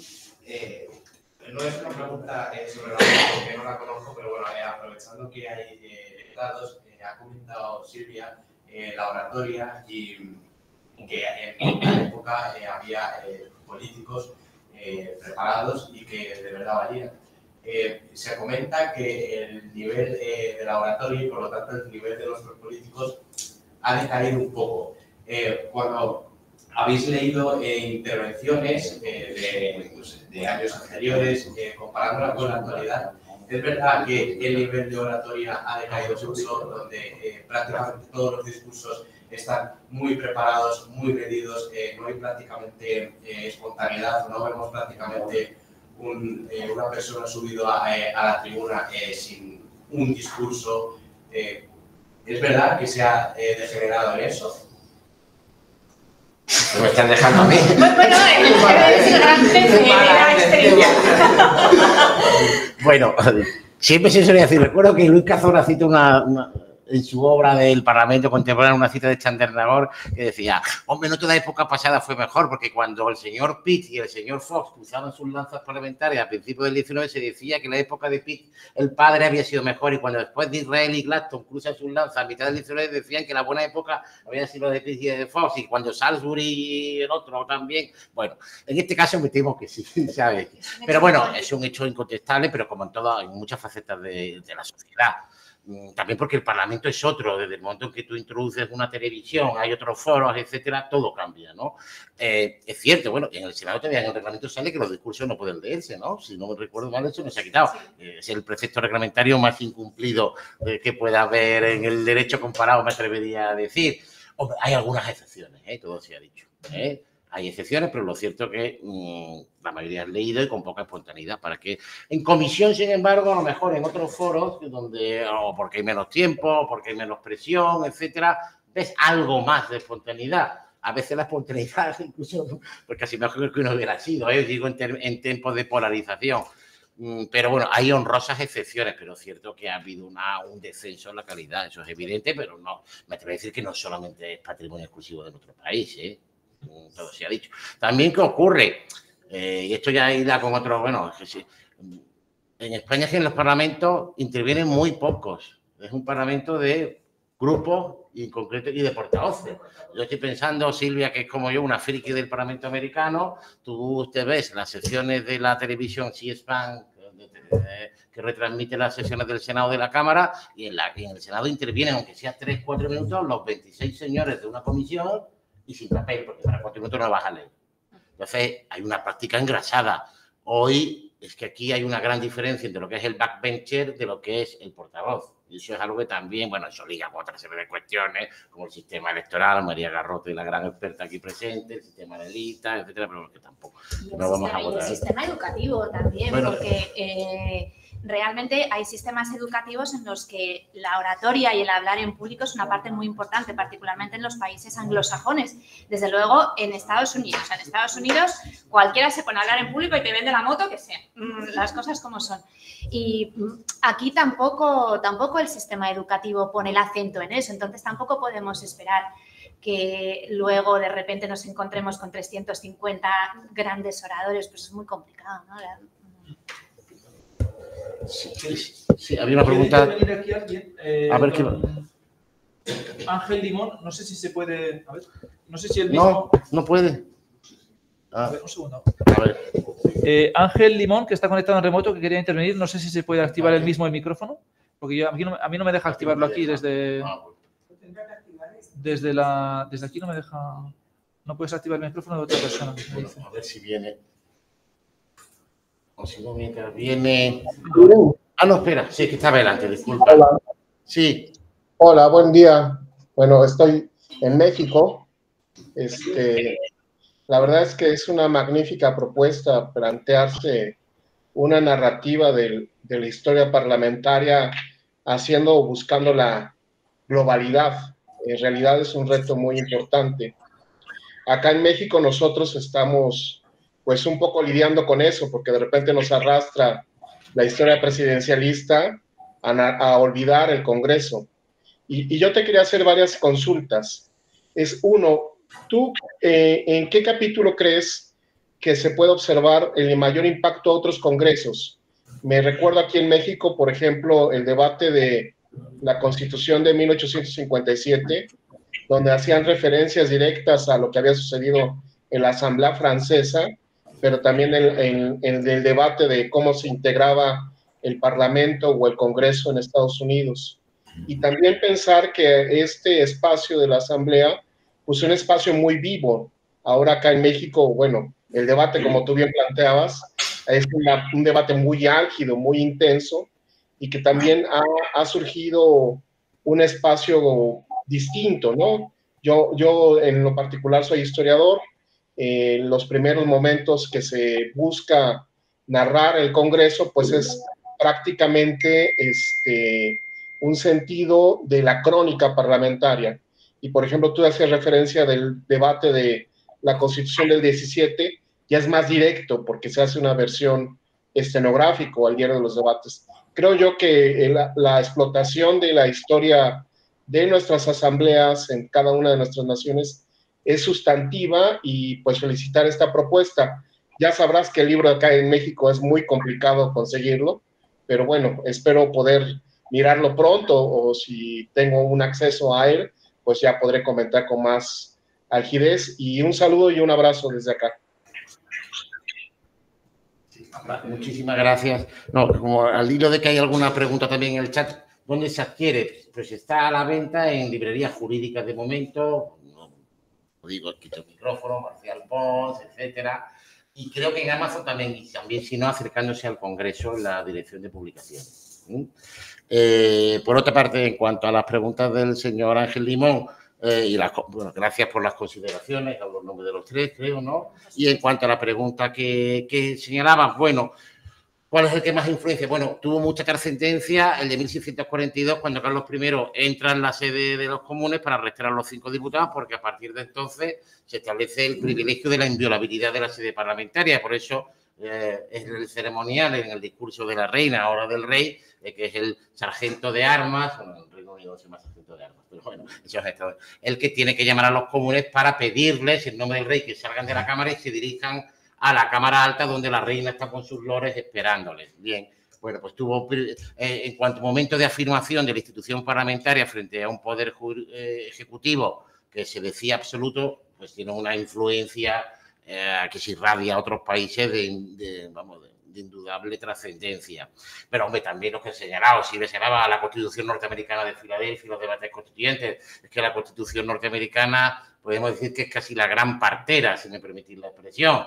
El concepto de constitución, el concepto de supremacía, el concepto de reforma constitucional, el concepto de federalismo. Pues lo que sucede en el milagro de Filadelfia es que, bueno, su influencia ha sido, pues, importantísima. Y, por supuesto, también digo de los que narramos en el libro, la Declaración de Derechos del Hombre y del Ciudadano del 89. O sea, bueno, no descubro nada. Siguen formando parte de la Constitución actual del 58 y es el monumento inspirador de nuestra declaración del año 48 de la ONU, etcétera. Bueno, digo por los primeros que me vienen a la cabeza, ¿no? Todos tienen su importancia, pero si tuviera que quedarme con algunos serían estos. Y, por supuesto, la Constitución de tu país del año 17, que hemos comentado, absolutamente original y con una influencia trascendental, ¿no? Sí, había creo que 3 turnos, no sé si hay que acumularlos, porque como además queda, pero sí, yo creo que vamos a ejercer de presidente de comisión y acumulamos las preguntas, ¿no? ¿Me permitís? Tú también querías, ¿no? Pero primero estaba la señorita, sí. Dígame. Muchísimas gracias por la ponencia, me ha parecido muy interesante, hay que conocerla ahora. Sobre todo, quiero destacar la intervención de la profesora Silvia en la parte en la que habla del proceso constituyente. No tengo la suerte de concentrarme desde América, pero sí que he podido leer bastante sobre el español, aunque me he quedado muchísimo.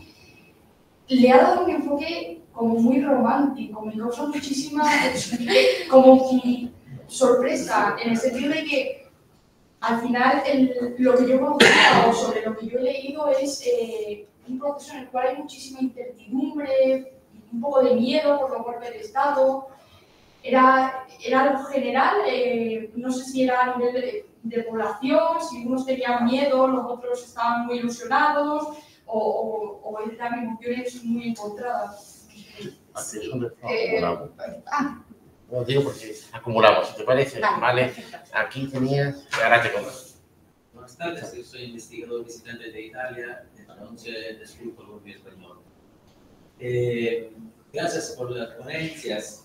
Creo que esta obra celebra parlamentos estelares y momentos estelares, pero nosotros sabemos que Italia, pero tal vez no solamente en Italia, la institución parlamentaria está viviendo una época de crisis en su centralidad, en la forma de gobierno parlamentaria también, a causa de muchos factores, no sabemos, la autonomía regional, el activismo judicial en Italia, el uso de decretos de leyes, la globalización, etc. Entonces,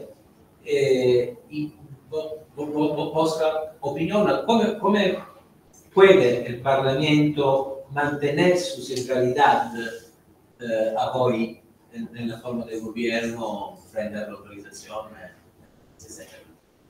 Gracias. Gracias. Gracias. Buenas tardes. Yo soy Cristiano Ortiz, vengo de Chile, del sur del mundo. Entonces, dada esa aproximación, hago el punto. El momento estelar del Parlamento. Y el sur del mundo no aparece en este trabajo. Entiendo que de toda su exposición no he leído el texto, así que no puedo aseverar categóricamente, pero de la exposición del profesor Alfonso, lo más cercano a alguien como yo, el caso mexicano. Creo que es el caso único. En ese sentido, no digo que inmediato, pero sí para los 15 años. Incluir, darle una vuelta a la posibilidad, sobre todo porque en particular esta universidad, Iberoamérica, el mundo tiene mucho.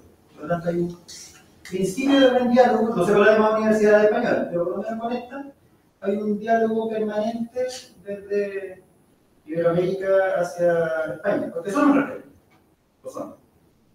Y no tengo idea de qué pasar con los africanos y los asiáticos, no me atrevo a opinar sobre ellos, pero para darle una vuelta. Y como segundo punto, tuve la fortuna de ser secretario de comisión en el primer proceso constituyente chileno, de los recientes. Y son procesos complicados. Son procesos muy intensos. El interno. Son procesos bastante feos. Lo viví. Y termino como termino. No tengo idea cómo hablar español, pero por lo menos en la experiencia chilena, ufa. Y eso todavía no está escrito. Es difícil escribir porque no va a estar en la luz italiana. Esa parte de la historia en la que no se cuenta y es muy difícil. Pues yo voy pensando por este último, por supuesto. Oye, solo podía coger 30, 40 escenas y era imposible abarcar todos los países que merecían. Comentar la exposición, pensé el Congreso de Angostura, incluso del 19, por supuesto había también en Argentina, de Chile, pero para una siguiente edición, por supuesto, incluso también de otras latitudes, porque hay sesiones interesantes, como en Iberoamérica.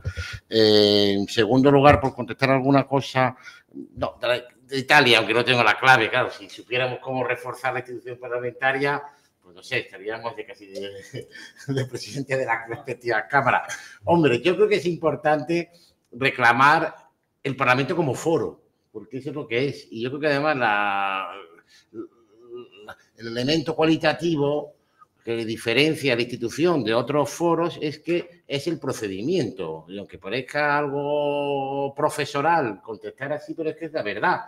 Todos vemos programas de televisión de tertulias muy apasionantes, interesantes, pero en esas tertulias hay un diálogo, si se me permite la expresión, porque no creo que ni siquiera sea diálogo, pues algo asalvajado, donde además no hay reglas del juego, uno se pisa la palabra, van a publicidad, que es el foro que te permite que haya una, aceptable igualdad de armas con tiempos tasados, con posibilidades de réplica, etcétera. Eso es el Parlamento y eso es insustituible. Y eso es lo que tenemos que reclamar, calidad en los debates y enlazo con lo que señalabas anteriormente en relación con la oratoria y reclamarlo como foro. Que a su vez también vayamos ganando espacios, no voy a decir que perdidos, como calidad de las leyes, ejercicio de potestad legislativa, bueno, aquí está María Garrote y la profesora García Martínez, pues bien, pero eso va a costar, eso es evidente, vamos a ser realistas, pero el reclamar su centralidad como foro de discusión, por supuesto, y que haya comparecencias continuas, que el presidente del gobierno, me da igual de qué país, de España, de Italia, comparezca con cada crisis, que vaya al Parlamento. Y eso también, desgraciadamente, estamos viendo que hay una cierta pleamar, no voy a hacer ninguna consideración sobre los momentos actuales por muchas razones, pero no solamente en España, hemos asistido a gobiernos que no van a contestar preguntas en comisión. Eso no pasaba hace unos años. Ese elemento sí que es insustituible y donde no puede cederse, en mi opinión, pero la solución no la tengo. Claro. Silvia. Sí, acerca de la visión romántica.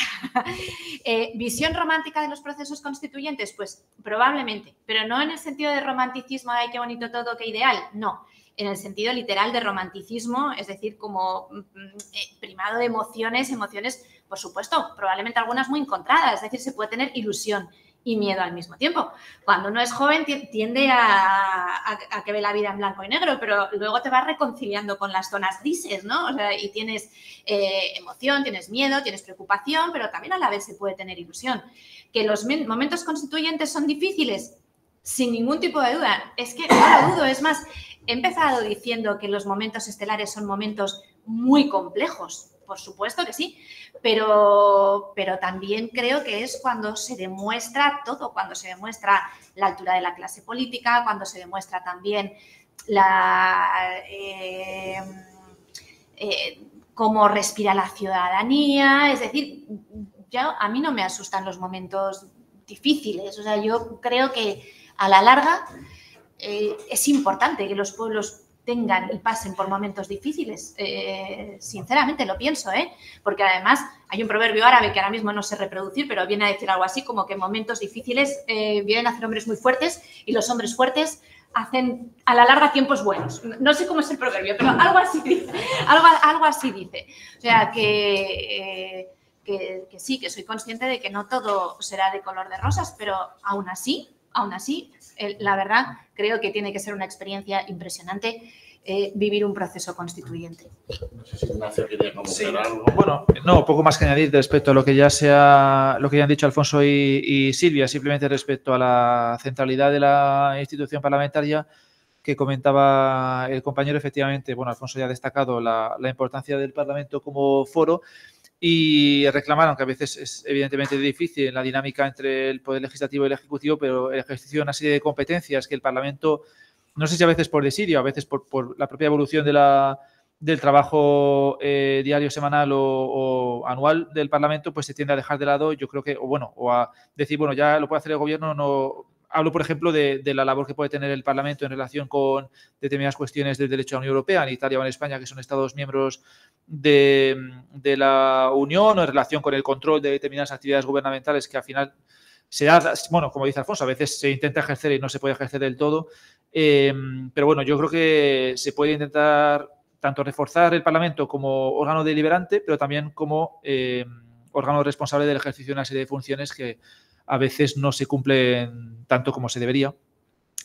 Y luego respecto, bueno, al proceso constituyente ya lo ha destacado muy bien Silvia. Yo, bueno, en mi capítulo también me refería un poco al proceso constituyente italiano, que también tuvo un gran componente romántico, por decirlo de alguna manera, porque también los italianos son muy dados al romanticismo. Pero bueno, simplemente pues es verdad que tiene ese componente de ilusión, ¿no? Porque al final estás acabando con un régimen e instaurando un régimen nuevo y siempre está esa ilusión. Y respecto... bueno, es verdad, no estoy de acuerdo. Se podrían incluir otros países, otros parlamentos de otras latitudes en una futura obra. Yo creo que sería interesante. Sí, sí.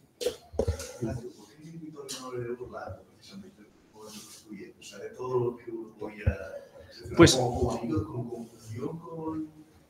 digamos, el derecho constitucional anterior, o sea, preconstitucional. Sí, al final me ofreció Alfonso centrarme en algún aspecto del proceso constituyente italiano y dije, bueno, pues me empiezo por la primera sesión. Mi idea original no era centrarme tanto en la figura de Orlando, pero cuando me fijé en el diario de sesiones de la primera sesión de la Asamblea Constituyente, vi que esa sesión es que no tenía mayor relevancia prácticamente, al margen de la elección de la mesa y el discurso del primer ministro, que el discurso de Orlando. Entonces dije, voy a tirar por el discurso de Orlando, que desde el punto de vista del contenido, en ese momento quizá no tiene tanta trascendencia, porque tiene un carácter más bien simbólico solemne, ¿no?, de apertura de la primera sesión. Entonces ya dije, pues ¿cómo desarrollo esto? Y dije, pues mira, voy a tirar por la figura de Orlando, que evidentemente es una figura importantísima en la historia jurídico-política italiana, y por eso... Y al final el capítulo fue por ahí, pero no era mi idea original. Al final fue un poco al hilo de cómo construir, ¿no?, un relato a partir de esta sesión. Y es cuando ya me documenté un poco más y pues ya empecé a hablar un poco, pues eso, del pasado de Orlando en el contexto de la historia italiana, y un poco... Te recomiendo que lo leas. Es magnífico porque lo utiliza más como gozne entre el mundo que se va, es decir, el Estatuto Albertino, y el que viene. Y es apasionante, y graban la gran figura jurídica, pues también el presidente del Consejo, Tratado de Versalles, la foto con Clemenceau, con Lloyd George y con Wilson, es que fue un gigante del 20, podremos estar más de acuerdo con su figura o no, pero lo fue. Y a mí de verdad que me iluminó y me gustó mucho. Y lo que impacta la edad que tenía. Sí, 86, ¿no? Hoy en día, que parece que en política hay que ser joven, pues realmente... Bueno, ahora que lo pienso, antes he dicho 86, no sé si murió con 86, creo que murió en el 53. Bueno, pero era mayor. O sea, que en el 40, o bueno, casi, pero vamos, que estaba 70 y muchos, 80 y pocos por ahí. Sí, 80 y tantos, yo soy 80 y tantos. Bueno, el profesor Navarro tiene clase y media y no queremos que los alumnos se nos enfaden más de la cuenta. Y a vosotros daros enormemente las gracias por estar aquí un lunes del mes de noviembre hasta esta avanzada la tarde, y nos vemos en la siguiente sesión del seminario. Muchísimas gracias. Adiós a los que estáis en casa.